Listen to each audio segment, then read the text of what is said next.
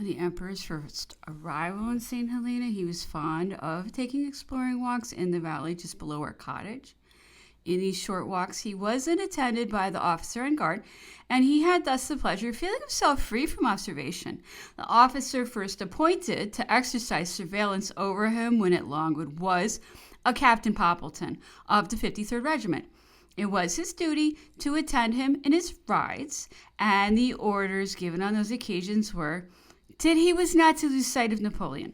The latter was one day riding with Generals Bertrand, Montcalm, and Gourgaud, and the rest of his suite along one of the mountainous bridle paths at St. Helena, with the orderly officer in attendance. Suddenly the emperor turned short round to his left, and spurring his horse violently, urged him up the face of the precipice, making the large stones fly from under him down the mountain, and leaving the orderly officer aghast, gazing at him in terror for his safety and doubt as to his intentions.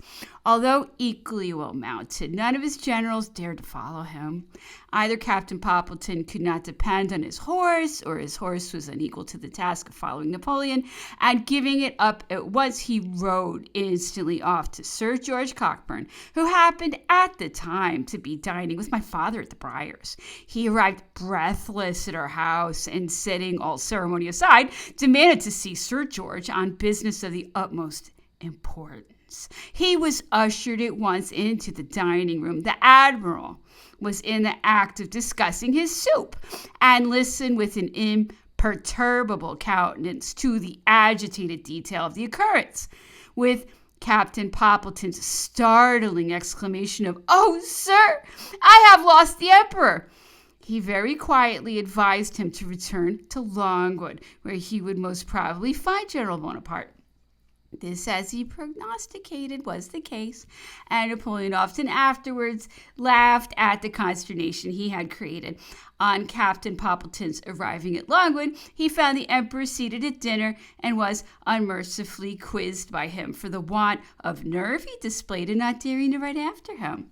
The emperor's vanity was flattered at having still the power to create fear, though a captain in such a prison as the impregnable island of St. Helena. I have mentioned being struck with Napoleon's seat on horseback and foreseeing him. He one day asked me whether I thought he rode well. I told him, and with the greatest truth, that I thought he looked better on horseback than anyone I had ever seen. He appeared pleased, and calling for his horse, he mounted and rode several times at speed round the lawn, making the animal wheel in a very narrow circle and showing the most complete mastery over him. One day, Archambault, his groom, was breaking in a beautiful young Arab, which had been bought for the emperor's riding. The colt was plunging and rearing in the most frightful manner, and could not be induced to pass a white cloth, which had been purposely spread on the lawn to break him from shying. I told Napoleon it was impossible that he could ever ride that horse, it was so vicious.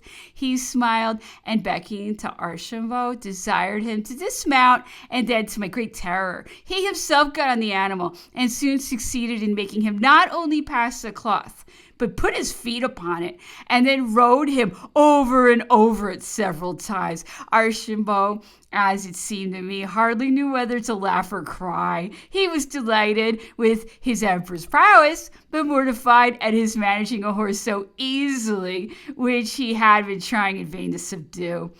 Napoleon mentioned that he had once ridden a favorite gray charger 120 miles in one day. It was to see his mother, who was dangerously ill, and there were no other means of reaching her. The poor animal died in the course of the night. He said that his own power of standing fatigue was immense, and that he could almost live in the saddle. I'm afraid to say how many hours he told me once he had remained on horseback, but I remember being much surprised at his powers of endurance. His great strength of constitution was probably more instrumental than one would imagine at first view in enabling him to reach the pinnacle of his ambition. The state of the mind is so dependent on the corporeal frame, and it is difficult to see how the kind of mental power which is necessary to success in war or political turmoil can exist without a corresponding strength of body. or at least of constitution. In how many critical periods of Napoleon's life would not the illness of a week have been fatal to his future schemes of empire? How might the sternness of purpose by which he subjugated his daring compeers of the revolution have been shaken, and his giant ambition thwarted by a trivial sickness? The mind of even a Napoleon might have been prostrated and his mighty will enfeebled by a few days' fever.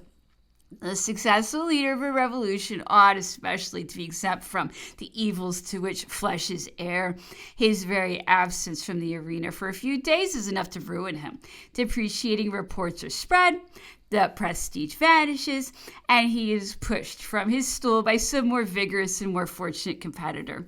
Chapter 7. Good humor there, and gay goodwill, and each still pleased in pleasing still. Neil.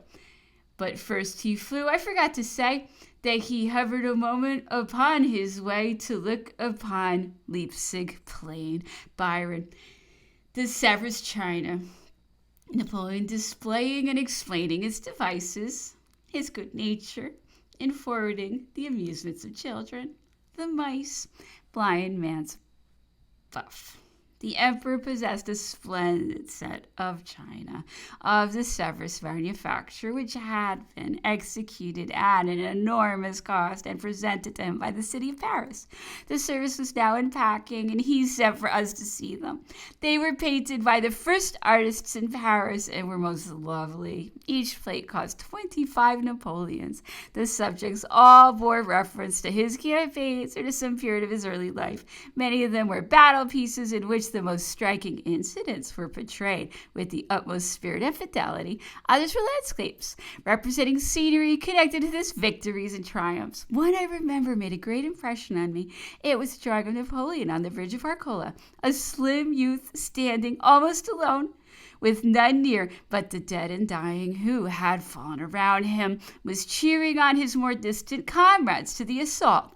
The emperor seemed pleased at my admiring it, and putting his hand to his side, exclaimed, laughing, I was rather more slender than I am now. The Battle of Leipzig was one of the subjects depicted on the china. Napoleon's figure was happily done, and an admirable likeness. But one feels rather surprised at the selection of such a subject for a complimentary present. I believe the Battle of Leipzig is considered to have been one of the most disastrous defeats on record, but probably the good citizens of Paris were not so well aware of this at the time that China was presented to him as they now are. His campaign in Egypt furnished subjects for some of the illustrations. The ibis was introduced in several of these Egyptian scenes, and happening to have heard that that bird was worshipped by the Egyptians, I asked him if it were not so. He smiled and entered into a long narration of some of his adventures with the army in Egypt, advising me never to go there, as I should catch the ophthalmia and spoil my eyes. I had also heard that he had professed Mahometanism when there, and I had been prompted by someone to catechize him on the subject. I at once came out with the question in my Anglo-French, pourquoi avez-vous tourné Turk? He did not at first understand me, and I was obliged to explain that tourné Turk meant changing his religion. He laughed and said, what's that to you?